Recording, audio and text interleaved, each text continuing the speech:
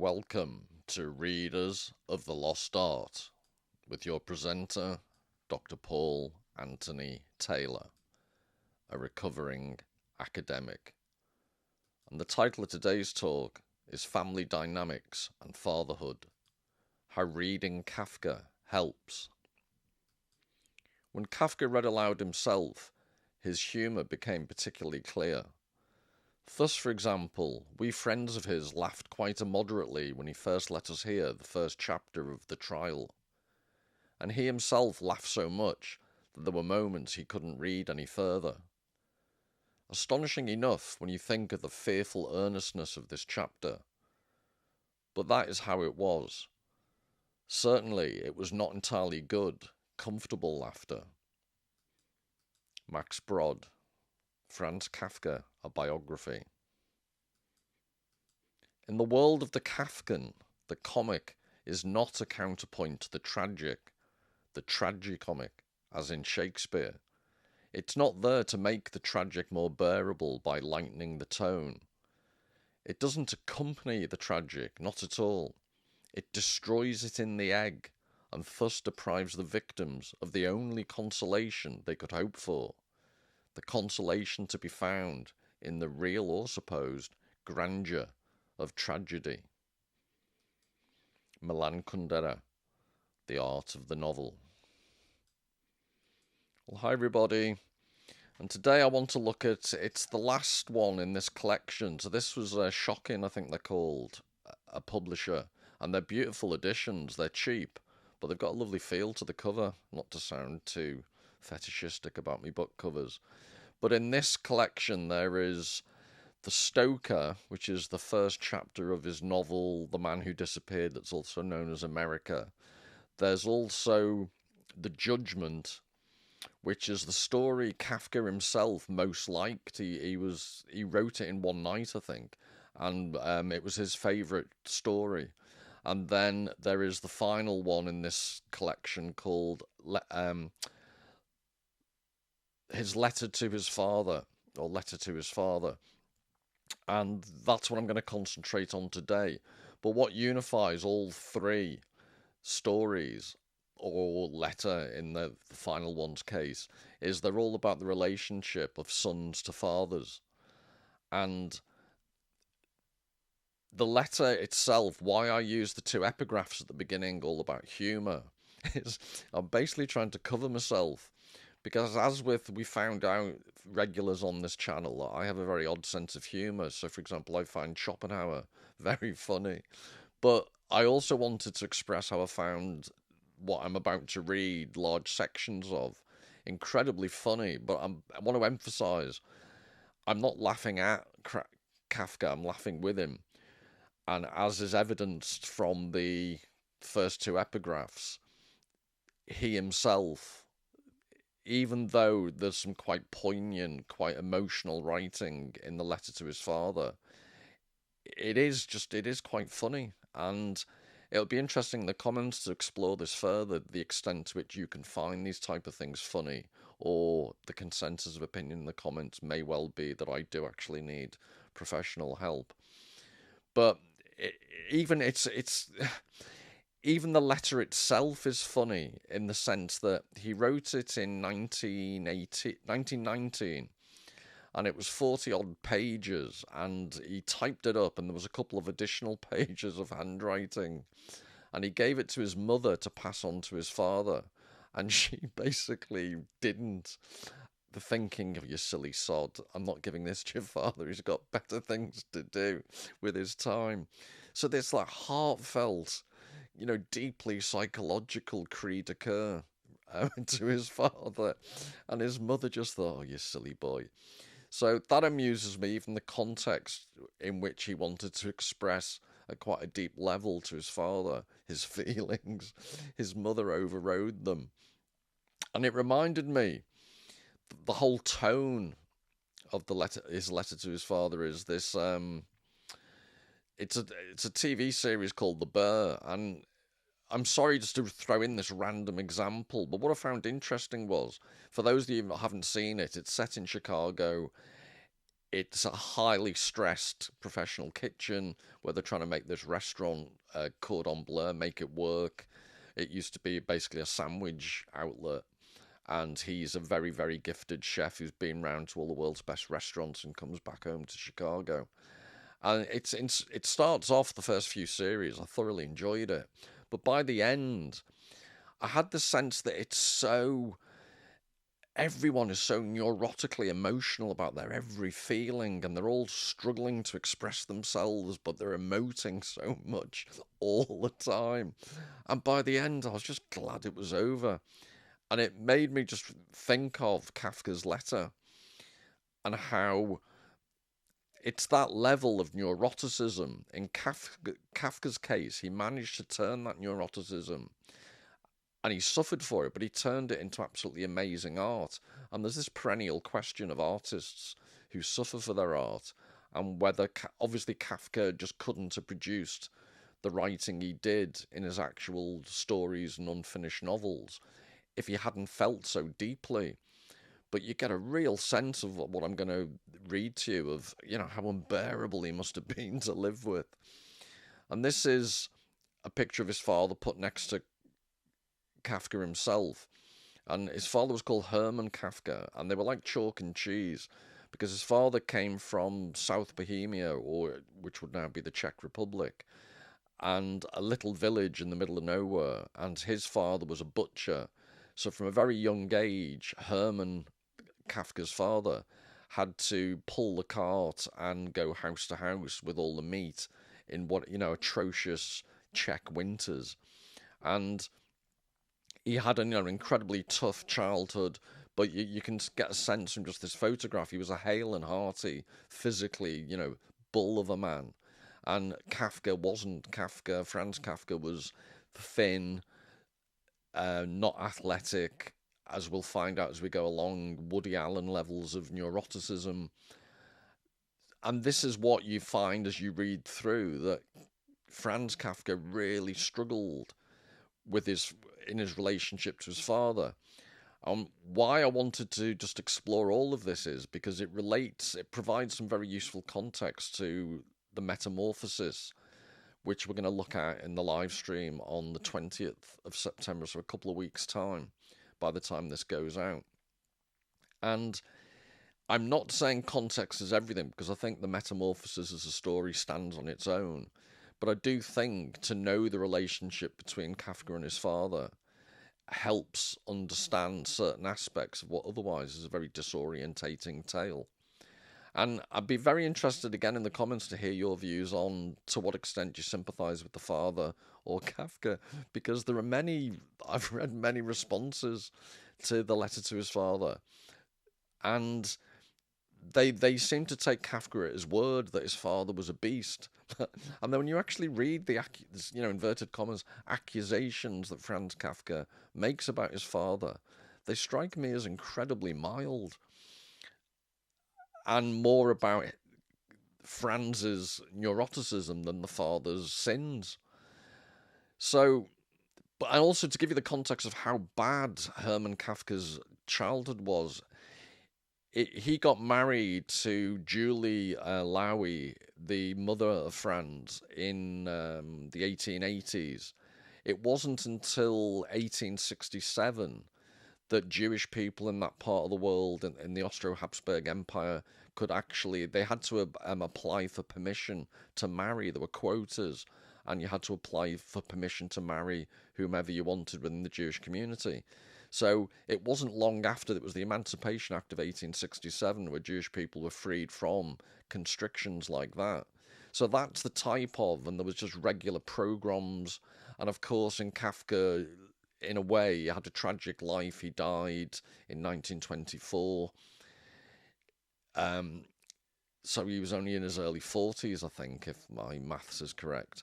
So he had a relatively short life, but it's really poignant when you read the biographies. You see pictures of he had three sisters, one of whom at least he was very close to, and they all ended up in the concentration camps. So he didn't live to see those horrors, but he died of tuberculosis, which hit him, in the latter years of his life. But anyway, without more ado, I'll get on to the actual letter to his father. Oh, and I should say, I'm going to intersperse, as always, I'll read a section and then I'll intersperse it with images, nearly all paintings, I think some pastels and some charcoals. So just to start, dearest father, you asked me recently why I claim to be afraid of you. I did not know, as usual, how to answer, partly for the very reason that I am afraid of you, partly because an explanation of my fear would require more details than I could even begin to make coherent in speech. And if I now try to answer in writing, it will still be nowhere near complete, because even in writing, my fear and its consequences raise a barrier between us, and because the magnitude of material far exceeds my memory and my understanding. So this is, I think, it's a brilliant opening to this letter to his father that was never actually handed over to his father. And I should add, I'm going to, like I said, I'm going to intersperse with various images, and I hope that they're just loose associations. Some of them are directly about families. Some of them are just more atmospheric, and they're by artists of. Occasionally, some of the images will be of artists of Kafka's time. But I've also, unusually for me, because I'm not really into contemporary art, I found some more recent contemporary artists who seem to capture some of the atmosphere of the letter to his father. So apologies if the images don't appeal to you, but I hope with some people at least they'll resonate, and you'll see why I thought they were appropriate. So on that note, and this is what I used for the thumbnail. This is Miriam Kahn, Cahn, from 2000, and she's a Swiss artist, I think. And this is just called Family, which I thought was just very, very atmospheric. That's a closer look at it.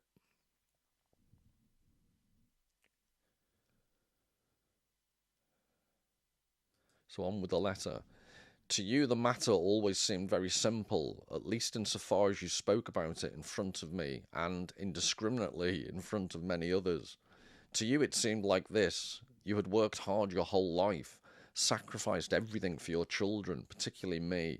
As a result, I lived like a lord, had complete freedom to study whatever I wanted, knew where my next meal was coming from, and therefore had no reason to worry about anything. For this you asked no gratitude. You know how children show their gratitude, but at least some kind of cooperation, a sign of sympathy.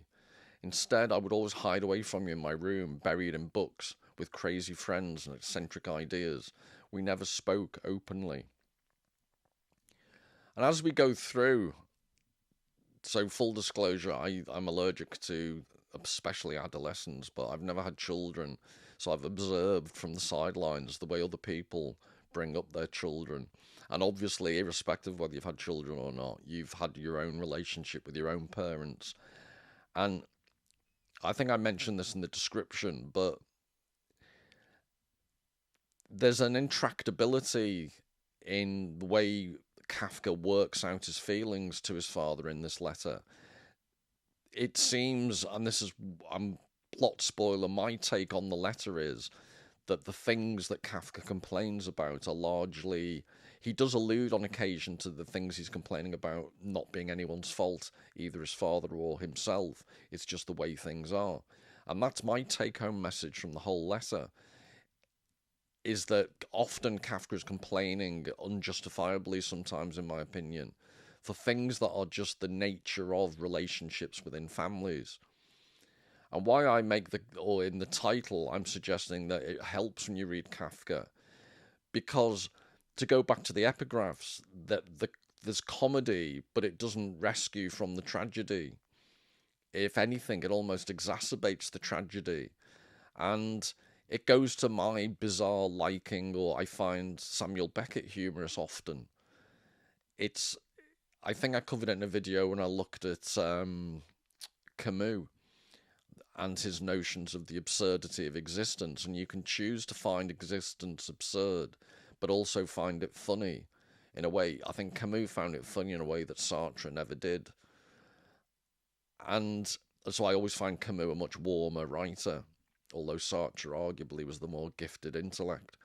But irrespective of all that, this idea that to what extent, A, when you're faced with the relationships in a family or to a father figure, can there ever be a fully healthy relationship? What would a healthy relationship involve?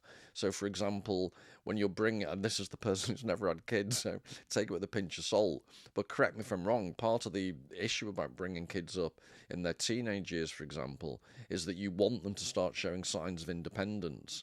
So you partly want them to reject you whilst obviously not taking it too far, because if they're just completely obedient to everything you say to them, then they fail to develop important aspects of personality. They fail to develop inner resources.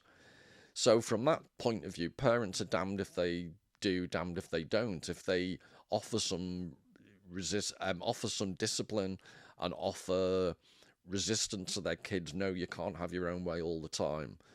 The kid reacts to that, and arguably there will be tension, but it's manageable tension. In the long run, it does some good. Or, as I increasingly seem to observe these days, kids are indulged to the nth degree, but then the consequence is they often seem to lack the resources to let themselves get ahead in the world because everything is stressful, everything adds to their neuroses. And then you've got this added, it's always the undercurrent with Kafka, you've got this neurosis. He seems to struggle to deal with the realities of human relationships and family dynamics. Yet that very failure to deal with it is what makes him constantly reflect upon it, hyper reflect, and that leads to some brilliant artistic insights in his writing. So if it wasn't for the neuroticism, he wouldn't have been such a great artist, but I'm not sure I would have wanted to have lived through the mental ups and downs that Kafka did.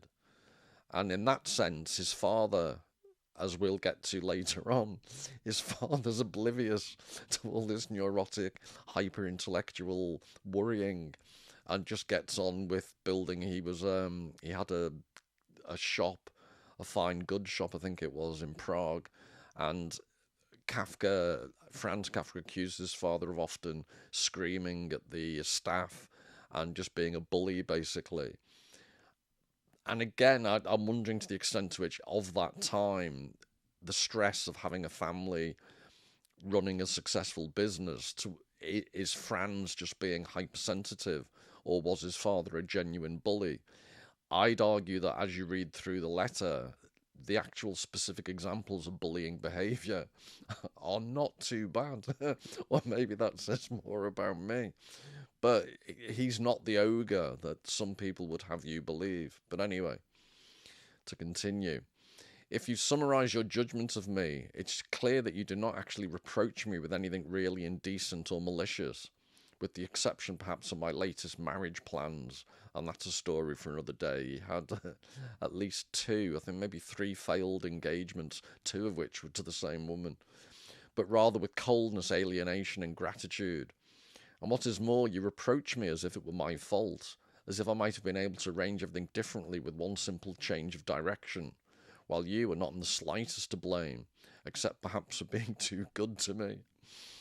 And that's one of the underlying tensions between them. As I've mentioned, Herman, the father's very rough background, and I would have thought it's perennially true of different generations. Earlier generations tended to have a harder time, and they tend to devote all their parental resources into trying to make the life of their offspring better and to give them more opportunities than they had. And I think that's true, generation on generation. So there is an element of truth to this.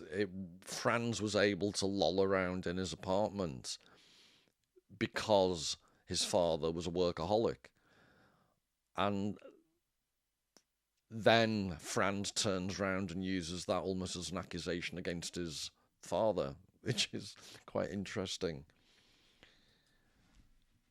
And like I said, I'll be using different epochs of art, but I've used this in a former video very early on in the channel's history, but this is the Belili family. Bellely family, sorry, from 1858 by Degas. And why it looks very staid and, what's the word, stuffy, starchy perhaps. But I just love this because of the tension. The father's separated from the two daughters, and the mother, one of the kids, is sitting on her own legs, and she looks like she's Jake the Peg with the missing leg. The mother's looking off an odd angle. That is not a pleased face. And then you're being looked at directly by the other daughter with her hands folded in quite a prissy manner. So there's lots of, Degas expresses the tension in that family, the rigidity of the poses. And it reminds me, there's the obvious point to make about the opening line of Tolstoy's Anna Karenina. All happy families are alike. Each unhappy family is unhappy in its own particular way, which is paraphrasing badly. But to continue, this, your usual analysis, I agree with, only insofar as I also believe you to be entirely blameless for our estrangement. So note this, he's absolving his father, and then consistently has a go at him later on. But I too am equally and utterly blameless. Well, that's nice. If I could bring you to acknowledge this, then, although a new life would not be possible, for that we are both much too old, there could yet be a sort of peace, not an end to your unrelenting reproaches, but at least a mitigation of them. We were so different, and in our differences such a danger to each other, that, had anyone wanted to predict how I, the slowly developing child, and you, the fully grown man, would behave towards one another, they could have presumed that you would simply trample me underfoot until nothing of me remained. Well, that did not happen. What happens in life cannot be predicted. But maybe something even worse happened. In saying this, I ask you not to forget that I in no way find you guilty.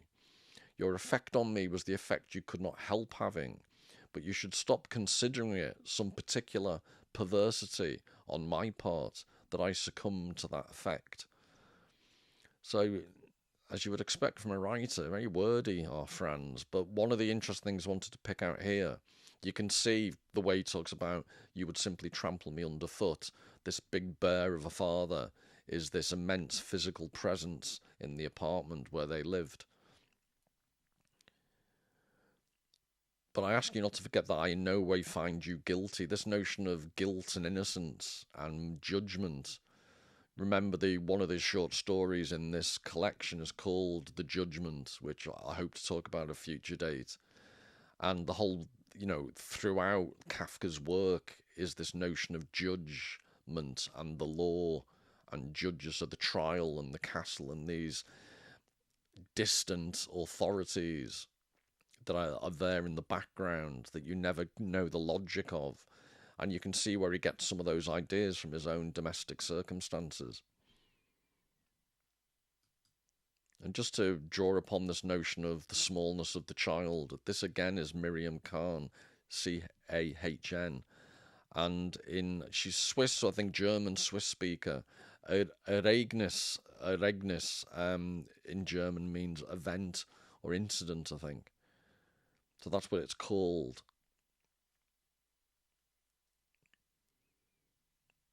I like the childlike, and children are often a topic of paintings.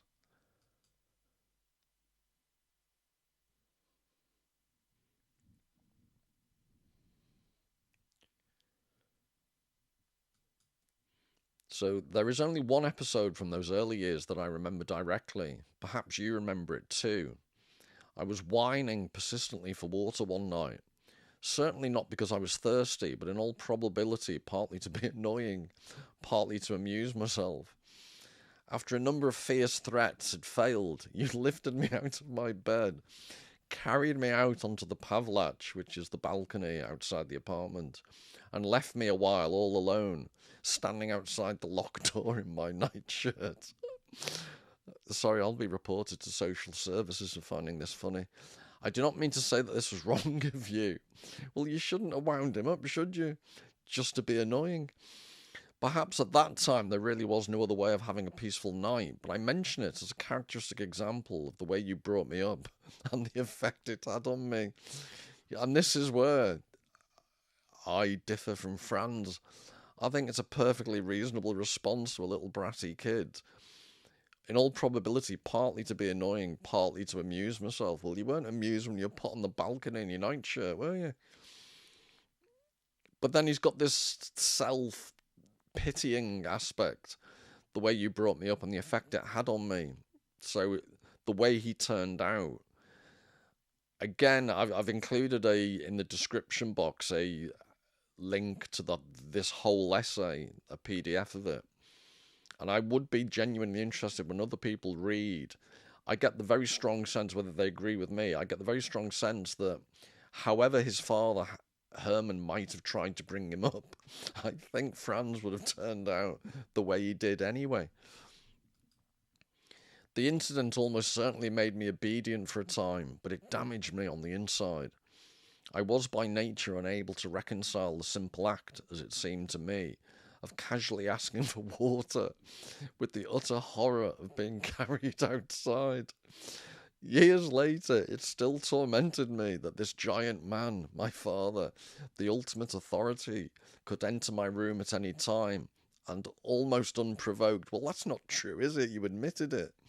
Almost unprovoked, almost being the key word, carry me from my bed out onto the pavlach, and that I meant so little to him.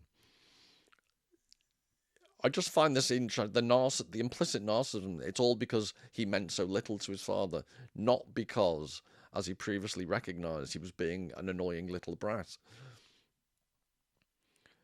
But more seriously, because I'm finding this quite humorous, but the way in which acts that a parent might seem for a parent might seem relatively innocuous, the way they can stay with you your whole life. And it reminds me of the classic example being the beginning of La Recherche de Pompidou, where Marcel is crying his eyes out because his mother hasn't come up to give him a kiss goodnight. This narcissistic, childish self-obsession and self-pitying that actually he thinks back and can remember this incredibly vividly. So it's the involuntary memories of our lives that you can't control, and it's an obvious gap between parents and children. This inability to know in advance what's going to affect a kid the most. And I thought this was an interesting, almost not. It just resonates with me, that idea of the power and force of parents when you're a child. And this is just called BT, B full stop, T full stop, I think, by Miriam Carnigan.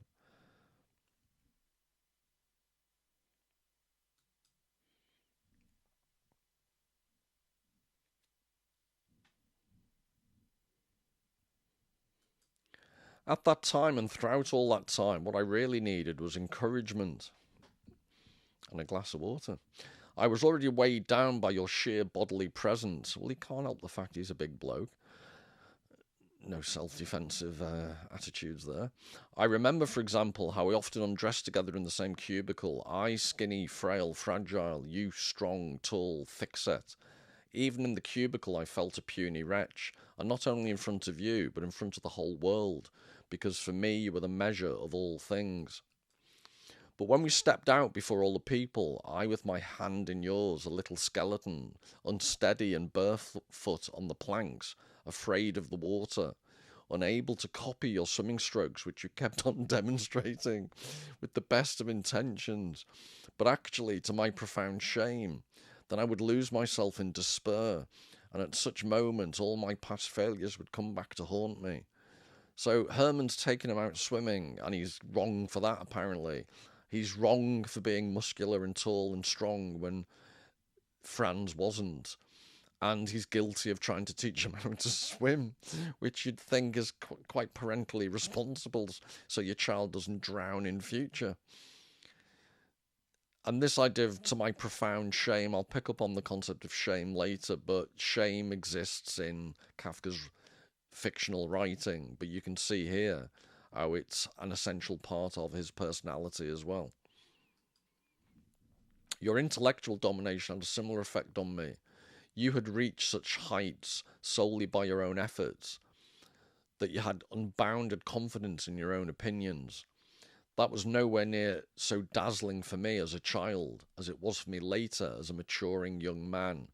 In your armchair, you ruled the world. That's a brilliant phrase, in your armchair. Your opinion was right, any other was mad, eccentric, meshuga, which I think is a Yiddish word for crazy or mad, not normal. In fact, your self-confidence was so great that you did not even have to be at all consistent and could still never be wrong. It was even possible for you to have no opinion whatsoever on a matter, and in such cases all potential opinions on that matter had to be wrong without exception. I just think that's psychologically quite insightful that from a child's point of view, parents do have this authority, which, remember, in Kafka's actual fiction, authority figures and the irrationality and the illogicality of how authority works is a constant theme. But it's just a classic thing, isn't it? When kids keep saying, why do I have to do that? Why? And eventually the parent says, because I said so.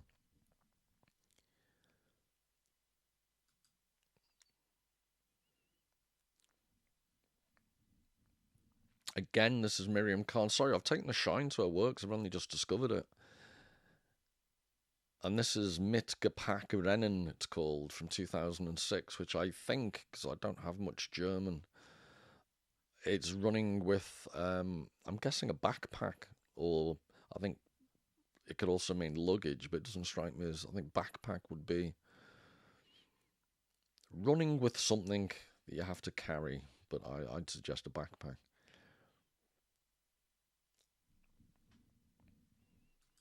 I only had to take a little interest in someone, which, given my nature, did not happen very often. For you, without any respect for my feelings or judgment, to weigh in with insults, slander, and humiliation. Sorry, I'm laughing. I'll explain why in a second. Victims included such innocent childlike people as the Yiddish actor Lowy.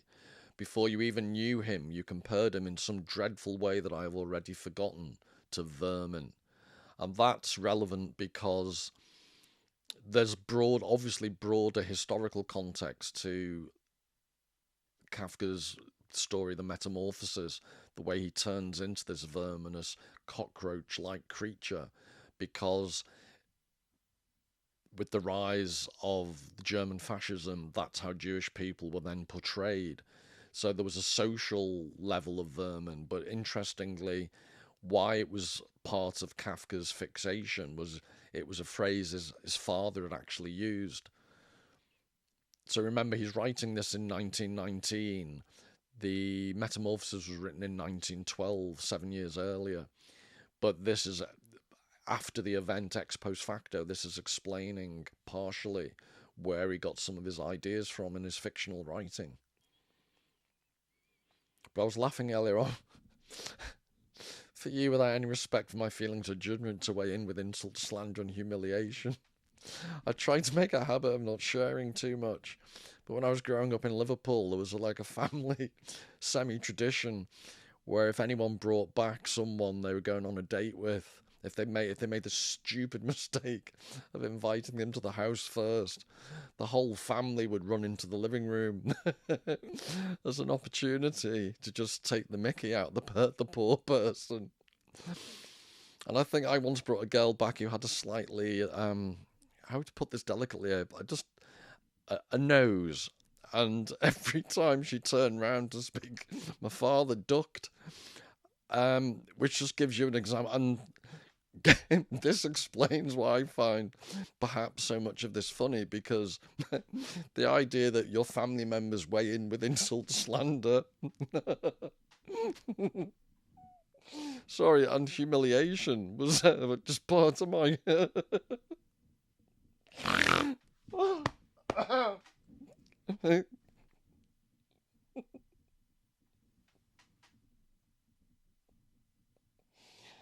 So I'm trying not to corpse, but I failed. But I'm just pointing out that this was part of how I was brought up.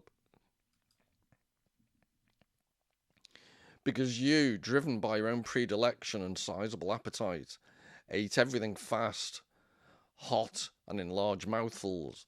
The child had to hurry. Gloomy silence reigned at the table, interrupted by admonitions, first eat, then speak, or faster, faster, faster, or look, see, I finished ages ago. We were not allowed to crunch bones. You were. We were not allowed to slurp vinegar. You were. The main thing was for the bread to be cut straight. Oh, I'm still crying from earlier on.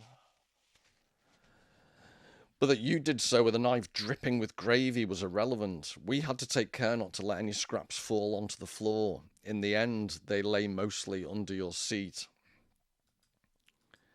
At the table, we were to do nothing except eat, but you cleaned and trimmed your fingernails, sharpened pencils, dug in your ears with your toothpick.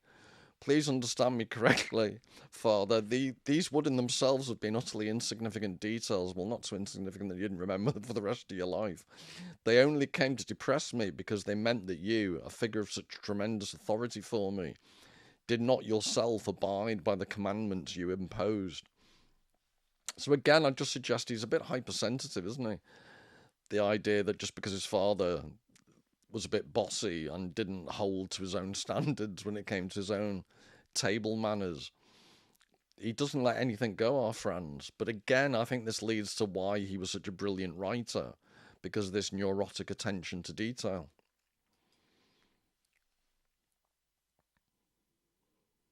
And this is Sigismund Regini, a family portrait, and it's undated, but Sigismund, I think that must be a he, died in 1937, to give you some basic time scale.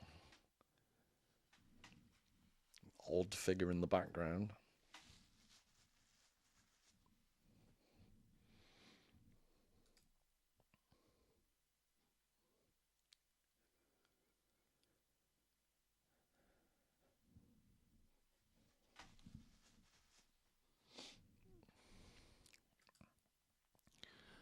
I cannot remember you ever having abused me directly or explicitly.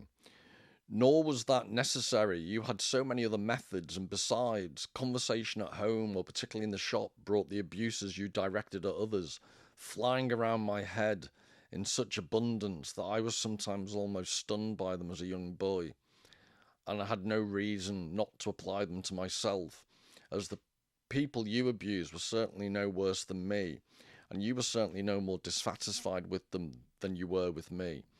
And here I saw further evidence of your enigmatic innocence and impregnability. You would abuse people without reservation or misgiving, yet you criticised anyone else who used abusive language and forbade it. You intensified your abuse with threats, and these sometimes were aimed at me. I found this one particularly terrifying. I'll gut you like a fish. Of course I knew that nothing worse would follow. As a small child, admittedly, I did not know that. I think you did. But it tallied with my impression of your strength that you would have been capable of it. It terrified me too when you ran round the table, screaming, trying to catch one of us. You obviously had no intention of catching us, but still pretended until Mother would eventually step in to rescue us. Again, I just think Franz is being a bit wimpy there. It sounds like his father was quite a good laugh. But I like this, David Hockney, My Parents and Myself, 1976. So you can either have, like Herman was, he sounded like he was larger than life, or you could have these as parents, who strike me as not being a laugh a minute.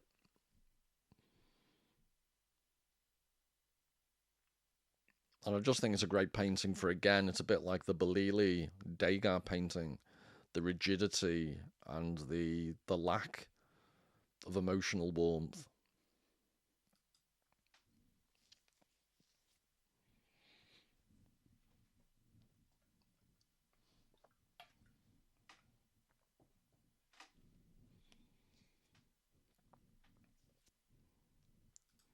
course, there were times when I agreed with your extreme irony, notably when its target was someone else. Ellie, for example, it's one of his sisters, with whom I'd been on bad terms for years. For me, it was an orgy of malice and schadenfreude when you referred to her like this at almost every meal. Look at the fat cow, she has to sit 10 metres from the table. And again, when you imitated her in spiteful and exaggerated fashion as you sat in your chair, without the faintest hint of warmth or humour, but rather with bitter enmity, as if trying to show how terribly she offended your sensibilities. How often scenes like this must have occurred, and how little they actually achieved. So I'm not defending that by Herman, he's let himself down there. But I do find that vaguely amusing when he says, I agreed with your extreme irony, notably when its target was someone else. Well, not much solidarity there, Franz. But again, if you're thinking of decades of living in your parents' apartment, which is what Kafka did, he didn't move out till late on in life. It's not great if this was the prosecution against Herman, but it's not, the absolute worst thing in the world. Like I say, I've been called worse by my own parents. I'm gonna corpse again, so I have to stop myself. Fortunately, there were some exceptions to this, mostly when you suffered in silence and your love and goodness joined forces to succeed in moving me in spite of all the obstacles. This was admittedly rare, but it was wonderful. For instance, whenever I saw you exhausted and nodding off in the shop, on hot summer afternoons, elbows on the desk, or on Sundays when you came running to us breathless in the fresh summery weather, or once when mother was seriously ill and I witnessed you shaking with tears, steadying yourself by the bookcase, or the last time I was ill and you came silent to me in Otla's room, standing in the doorway and merely peering around to see me in bed, acknowledging me with a single considerate gesture of your hand. At times like these I lay back and cried with happiness, and I'm crying again now as I write these lines. So at least that's heartwarming. There were moments, it wasn't all bad.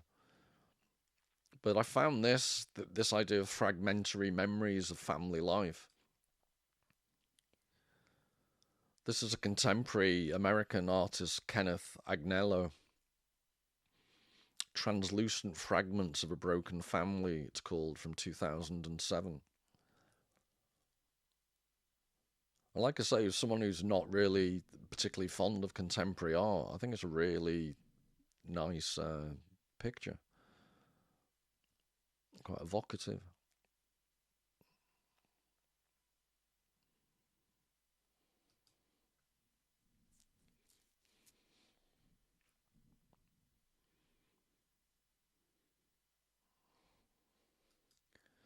It's also true that you hardly ever really beat me, but the way you screamed and went red in the face, the way you hastily undid your braces and hung them over the back of the chair, this was almost worse for me. So he didn't beat you, and you're accusing him of that being worse. Imagine a man who is about to be hanged. Hang him and he is dead. It is all over.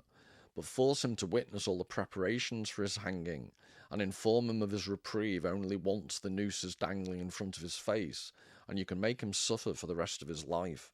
And I find that interesting because, again, there's not exactly the same, but in his fiction there is often this delayed punishment that's hanging in the air, metaphorically, so to speak. Something else too grew out of these many occasions were, in your clearly expressed opinion, I deserved a thrashing but was spurred by your mercy. Again, intense feelings of guilt. From every side I was in your debt. And this is a theme, because I haven't given you all the quotes. I do encourage you to read the whole PDF of this letter. But this is what I meant when I said very early on that parents are damned if they do, damned if they don't. He's often criticised throughout the letter for things he didn't do, as well as the things he did do. And it's this double bind. It seems that Franz won't let him off the hook no matter what his father would have done. So I deserved a thrashing but was spared by your mercy, and that creates feelings of guilt. And then he blames his father for the guilt he feels because his father was lenient with him. He chases him around the kitchen table shouting he's also guilty. So what's a man to do? And this is with reference to his sister, Otla. Although you often see us together, in apparent contradiction to all I've said, we whisper, laugh, from time to time you hear us mention you. You see us as insolent conspirators, an odd sort of conspirators.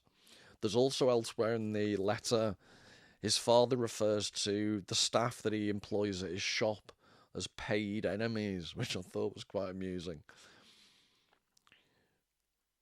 But here, Franz, you see us as insolent conspirators, an odd sort of conspirators. Admittedly, you are a prominent subject of our conversations, as you have been of our thoughts since the very beginning. However, we do not come together with the intention of plotting against you, but rather to talk through with one another, in every detail, from all angles, at every opportunity, from near and far, under stress, in jest, in sincerity, with love, defiance, anger, revulsion, resignation, guilt. You sure you haven't missed anything out? With all the strength of our heads and hearts. That terrible trial that hangs over us and separates us from you. A trial in which you always claim the role of judge. Although at least for the most part, here I admit I may make many mistakes. You are just as weak and blinded as we are. So I've emboldened that section, that terrible trial that hangs over us and separates us from you. A trial in which you always claim the role of judge. I just think that's really interesting because, just to underline it again, in his fiction, there's this constant concept of judgment. And the actual title of his unfinished novel, The Trial, Der Prozess, in German.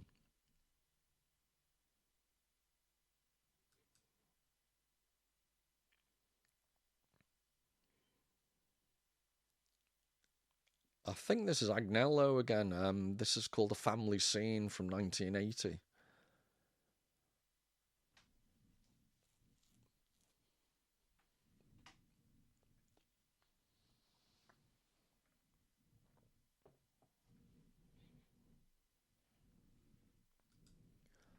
I had lost my self-confidence whenever I was in your presence. I had exchanged it for a boundless sense of guilt. Again with the guilt. I was thinking of this boundlessness when I once summed it up perfectly in relation to someone else.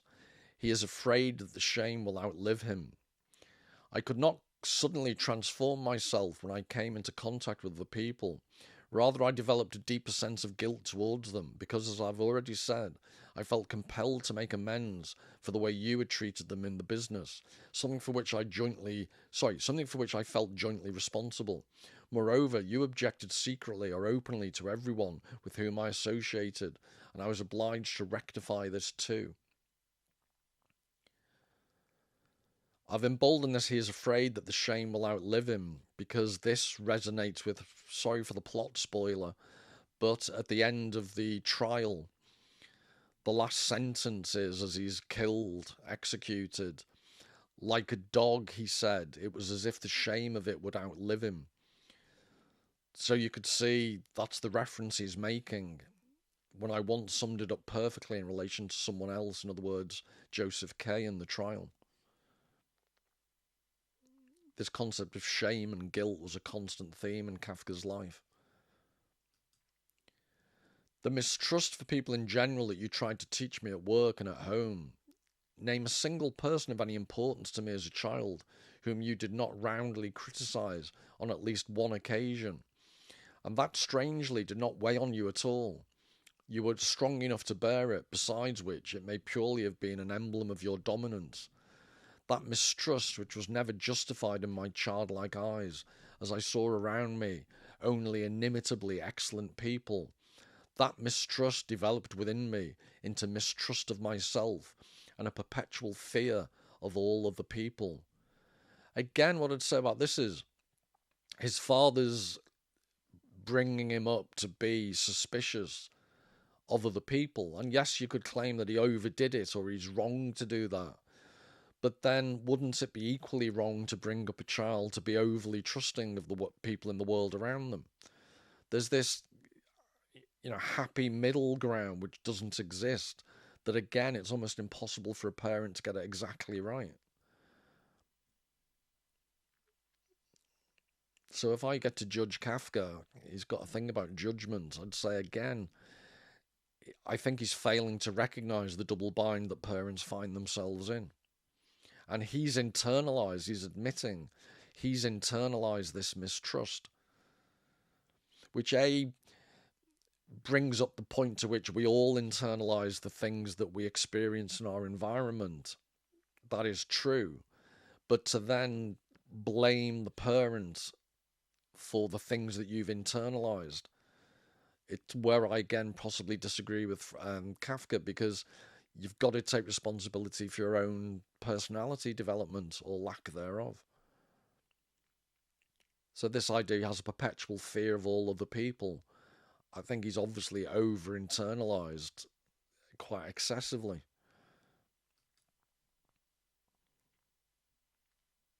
And this is called Sentimental Memory from circa 1994. And again, I'm pretty sure that's the Agnella.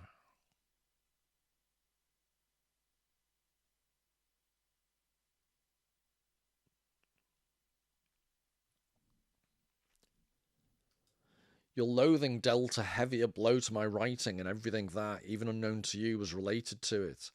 Here, I had in fact gained a little independent distance from you, even if in doing so I slightly resembled a worm, its tail pinned to the ground under somebody's foot, tearing loose from the front and wriggling away to the side. I was to some extent safe. I could breathe freely. The revulsion that you felt from my writing was, unusually, a relief to me. Although my vanity, my ambition suffered at the greeting that came to be notorious for us, with which you welcomed my books, put it on on my bedside table. You would normally be playing cards when a book came. Despite this, I was happy on the whole, not only out of rebellious spite, not only out of delight in this new confirmation of my analysis of our relationship, but on a much deeper level, since that phrase said to me, "You are free now." So I think this happened when he wrote his short story, The Judgment, which he was really proud of. And he gave it to his father when it was published. And his father, this was his father's phrase, put it on my bedside table. And again, I think the father, not being a literary man, if the father had given some ignorant assessment or critique of the work, then Franz Kafka would have been upset. So I think the father's gone for the middle ground. We said, please put it on my bedside table, and they both know he's not going to read it, but there's almost this pretense that he will. Again, I'd suggest in family dynamics, that's the type of thing you have to do, not to try not to offend someone. Because in that situation, once again, there's not an easy way out, because the person is likely to be offended no matter what you do. Because when you're writing something and giving it to someone, it's a no-win for the person receiving it. And even if his father said, "Oh my God, this is the most amazing thing I've ever read," Franz Kafka, being who he is, or who he was, would have probably then got neurotic about, did his father really mean it? So put it on my bedside table is hardly the worst outcome, if you ask me. I'm not being very sympathetic to him, am I? So referring to his school, this is Franz talking about his school life. I did not fail. In fact, I kept on succeeding. But this did not give me confidence. On the contrary, I became convinced, and your disapproving face was formal proof of this, that the more I succeeded, the worse my eventual downfall would be. Now, I think this is really psychologically insightful. Don't they call it imposter syndrome? So even though he did really well at school, the success made him more paranoid about eventual likely failure. And in this case, I've got a lot more sympathy for Kafka, because that's the type of inbuilt neurosis that someone may have, that I can understand how that might be very difficult to control. It's this amorphous dread of, failure or being found out. I'm, I think I'm having more sympathy for this because although his father seems to be blamed for everything, this isn't, his father's not really being directly blamed for this particular neurosis. If I had been preoccupied with myself back then, despite the discipline of grammar school, how much more so now that I was free? This meant that I had no real freedom to choose my career. I knew that, compared with my main concern, which is this concern about being found out for all failing, I would again be as indifferent to everything as I was to the lessons taught at school. So I had as soon as possible to find a career that, without wounding my pride too much, would allow me to indulge this indifference. Law was the obvious choice. So this intrigues me because this refers to why the law is a constant theme in his fictional writing. And the way he's writing here is it seems that feelings about the law and authority are intrinsically linked to Kafka's own feelings of inadequacy and imposter syndrome and the fear of being found out.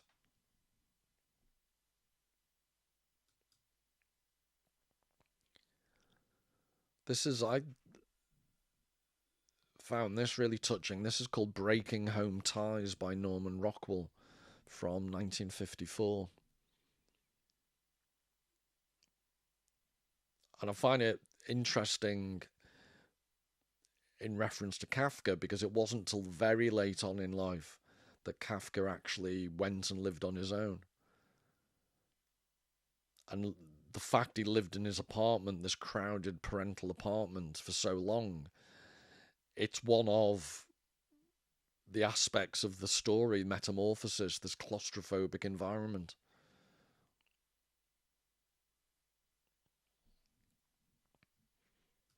And so I studied law, which meant that in the few months before the exams, even to such an extent that it damaged my nerves, my mind was positively living on sawdust. Indeed, on sawdust that had already been chewed for me by thousands of other mouths. So I've included this because I just think what a wonderful quote, this idea of the law is boring because it's based upon precedent and case law. But the way of expressing it, my mind was positively living on sawdust. And his actual job, he worked in an insurance company for workers' accidents. And in some senses, it must have been quite a dull job, but I think he got some satisfaction from it, from the memory of various biographies about him, because he actually was very well respected in his area, and he actually helped introduce proper. I know it's got a bad name nowadays, but in those days, health and safety was terrible, and he actually helped to improve working conditions for people. But that's the intellectual content of what he's doing in his job and when he studied the law was diametrically opposed to his actual intellectual interest when he was a writer. And at night time, he wrote his fiction in the early hours of the morning, the only time his parents' apartment was quiet, and then went and tried to do a full day's work, although sometimes that didn't happen. In his letters, there's one very funny letter where he basically writes to his boss apologizing for being a terrible employee, but he's not going to. At the very end, after just so much verbiage, he basically says, "Yeah, I stayed up all night writing. I'm really sorry about that. I'll see you tomorrow." I dare say that in your whole life you never experienced anything that meant as much to you as my attempts at marriage did to me. He had this hilariously inept love life. I mentioned 3 failed engagements. In saying that, I do not mean you never experienced anything as important in itself. On the contrary, your life was much richer, more anxiety ridden, and busier than mine. But it is precisely for this reason that you never experienced anything of this sort. It's rather like one person having to climb 5 small steps, and another person only 1 step, but one that is as high as the first 5 put together. The former will not only conquer his five, but hundreds and thousands more.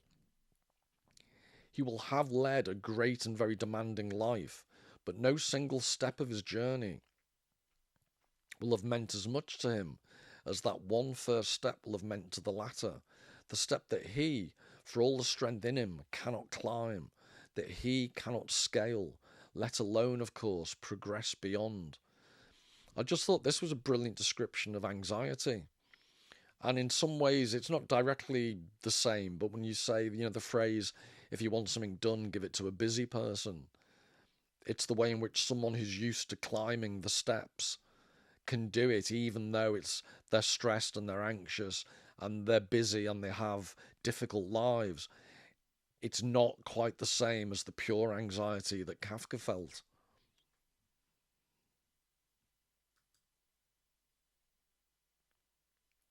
This is a painting called Fatherhood from 1971 by Picasso,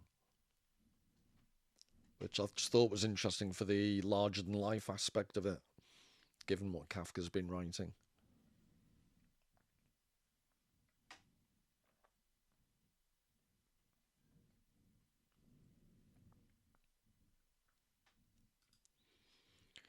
I had started to talk about this chiefly because it amused me, at least to talk about it, then partly out of curiosity, and finally also somehow to avenge myself on both of you for something or other.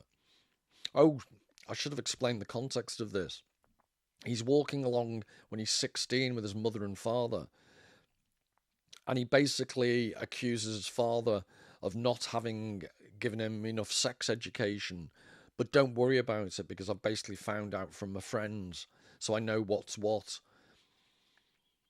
So sorry, that was the background. I'd started to talk about this chiefly because it amused me, at least to talk about it, then partly out of a curiosity, and finally also somehow to avenge myself on both of you for something or other.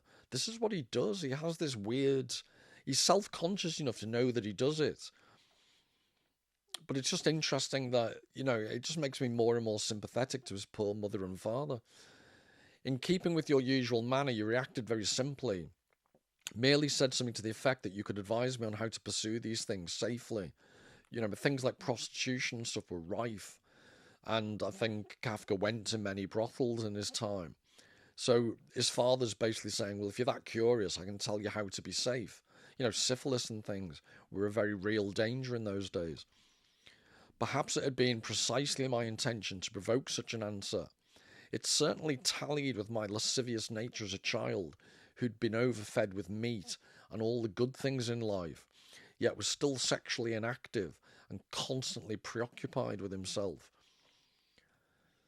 So in amongst all this Jeremiah about his father's behaviour, there's these glimpses of self-consciousness when he does show his own neurotic bad behaviour and self-indulgence. It is perhaps here too that our guiltlessness, both yours and mine, becomes most clear. So again, this is the bit where I find more reasonable. He's more even-handed now. A gives B a piece of advice that is frank, in keeping with his approach to life.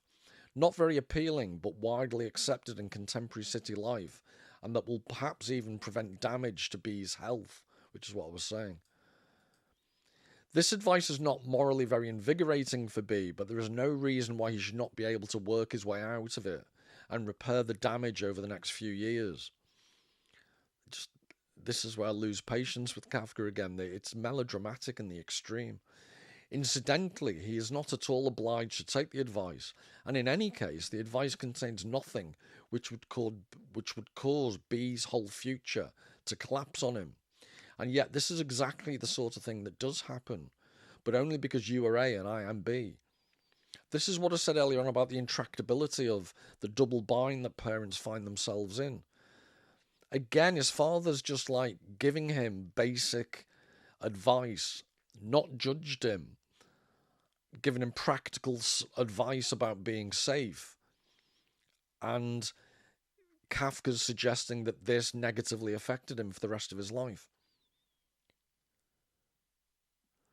which could cause B's whole future to collapse on him. And yet this is exactly the sort of thing that does happen. but only because they're two completely separate people. And I think that's what makes Kafka most neurotic. The inability to bridge this divide that can never be bridged between a father and a son. This is Van Gogh, First Steps, it was called. And I'll show you in a second. It was based after a Francois Millet drawing. I just thought this illustrated the gap, except this is a father that's, to the child, a much younger child, less distant.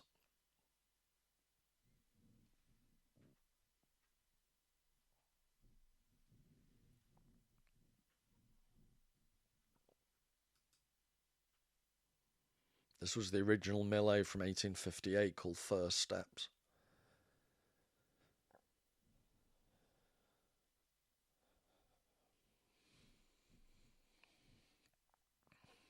Back to the marriage issue. Why did I not marry?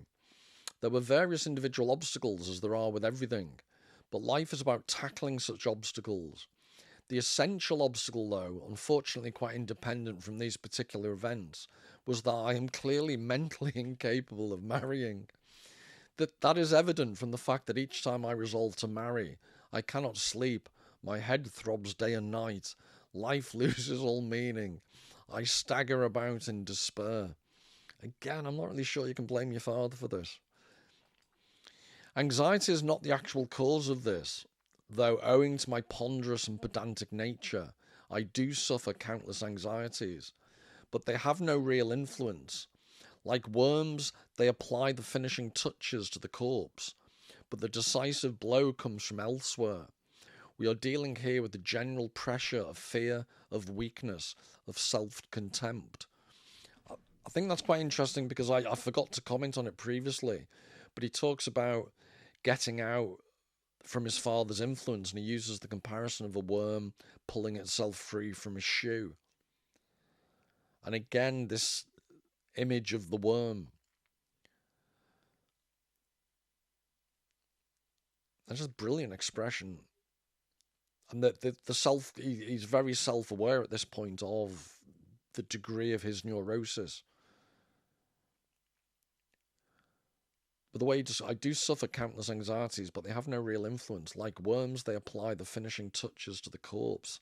I know it's not a particularly nice image, but it's beautifully expressed for a not nice, not beautiful image. But also just the way in which I think it's a way of writing about anxiety from someone who suffered it that hopefully could help other people with anxiety. We are dealing here with the general pressure of fear, of weakness, of self-contempt.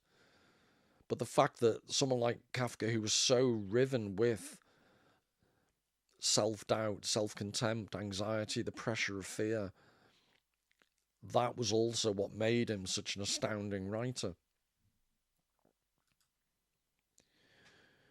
But as things currently stand between us, marriage is ruled out for me because it is your exclusive domain.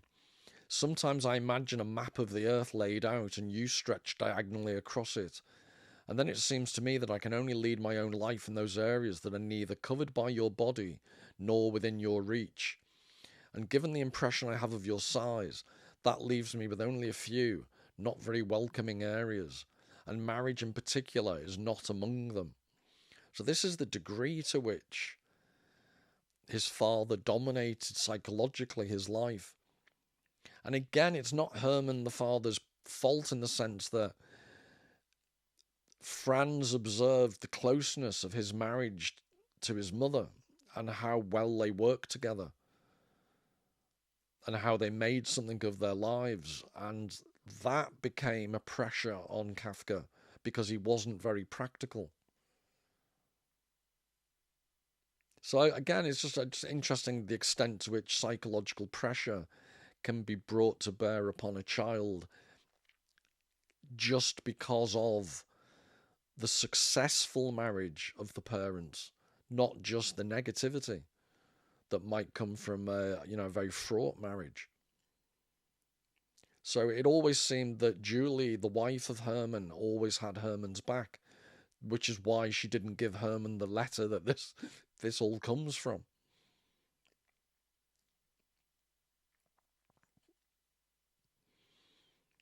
But I'm sorry if it's a constant refrain, but this idea that the parents didn't do that much wrong.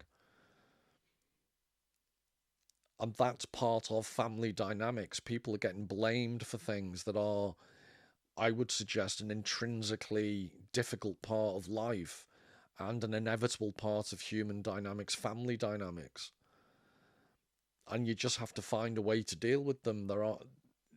Unfortunately, Franz Kafka didn't. Well, fortunately, because it led to brilliant writing.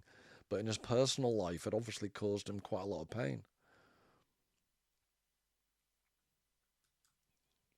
And this is just an excuse to get one of my favourite artists, Giorgio de Chirico. This is called The Painter's Family from 1926.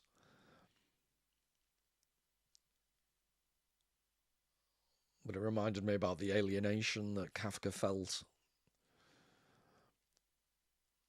These parental figures that weren't fully human to him.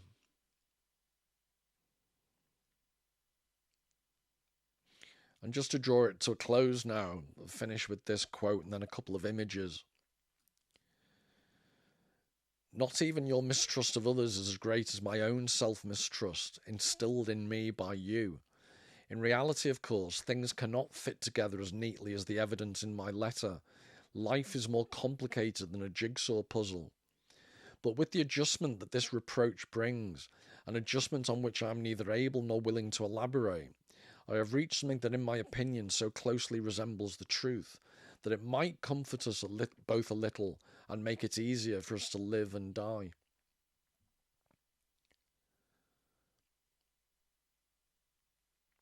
And there's poignancy here because I think, I'll need to look it up, but from memory, which is faulty in my case, I think Herman died in 1931.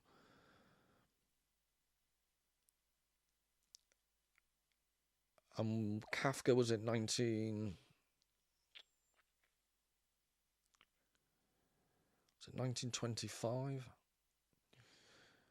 But Kafka wasn't... I don't think Herman died knowing anywhere near the extent to which Kafka would become such a famous, important writer.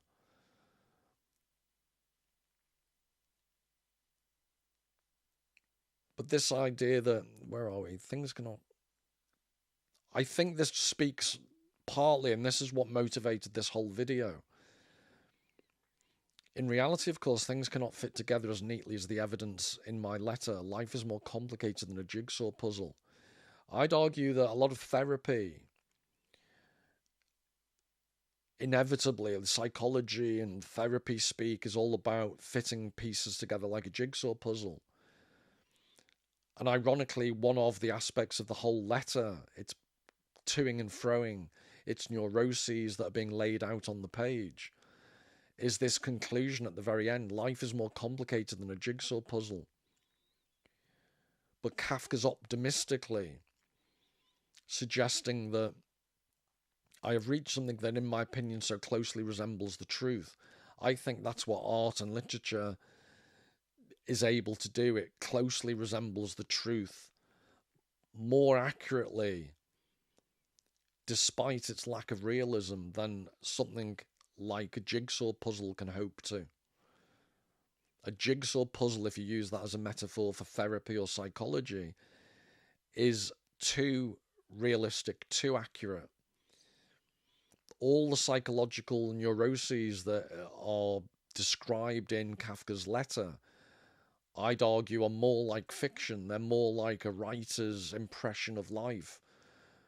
And that's why writers' impressions of life are actually psychologically so acute and so insightful. They resonate even when they seem very extreme.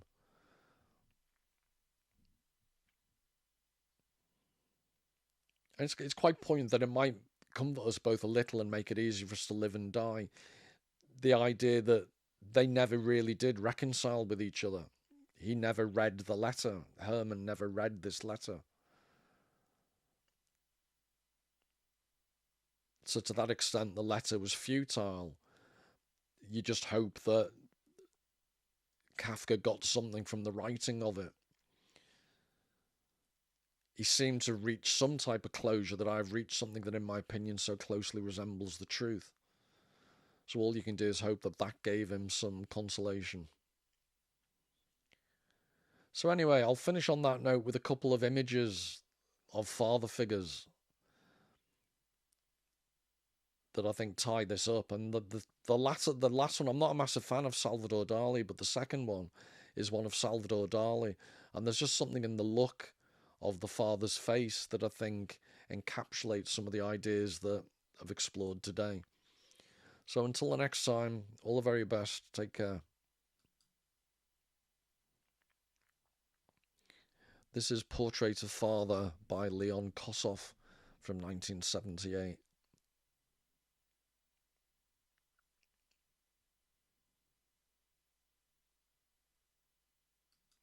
And this is the Salvador Dali Portrait of the Artist's Father from 1925. And I'll just leave you to concentrate on that look that is rather askance, I would describe it as.